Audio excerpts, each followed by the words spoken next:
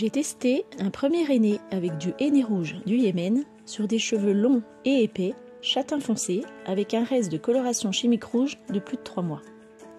J'ai choisi de mettre 120 g de henné rouge avec 20 g d'amla, poudre fortifiante et conditionnante qui apporte de la douceur et de la brillance. Préparez quelques heures à l'avance le henné rouge avec de l'eau chaude et du jus de citron qui permettent de libérer les pigments pour obtenir une couleur plus intense. Couvrir et laisser reposer.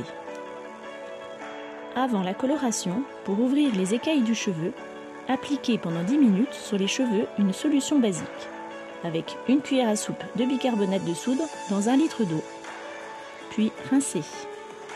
Finir de préparer le henné en ajoutant l'amla, de l'eau chaude, de l'aloe vera pour contrer l'effet asséchant du henné et du sirop d'agave pour avoir une meilleure texture pour l'application.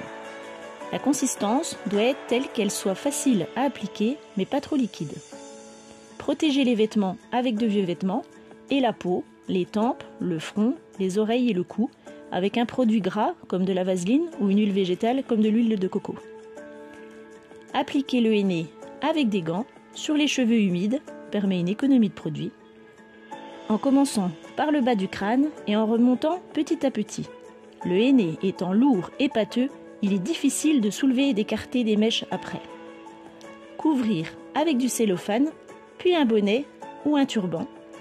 Laissez poser, idéalement 3 heures ou plus si vous en avez le courage. Rincez sans utiliser de shampoing, mais utiliser un démêlant aide à retirer correctement les poudres. Pour refermer les écailles du cheveu et les rendre brillants, faire un rinçage avec une eau vinaigrée, avec 2 cuillères à soupe de vinaigre de cidre de préférence, pour 1 litre d'eau. Laissez agir quelques minutes, puis rincer à l'eau tiède pour rééquilibrer le pH. Ne pas faire de shampoing pendant les 48 heures qui suivent, car le henné continue de se fixer. J'ai l'habitude pour moi-même de mettre moins de henné que les recommandations officielles.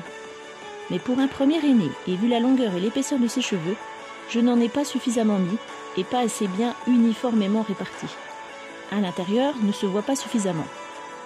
Et je rajouterai pour sa prochaine coloration de la poudre d'hibiscus pour amplifier ses reflets. Alors je vous dis à la prochaine.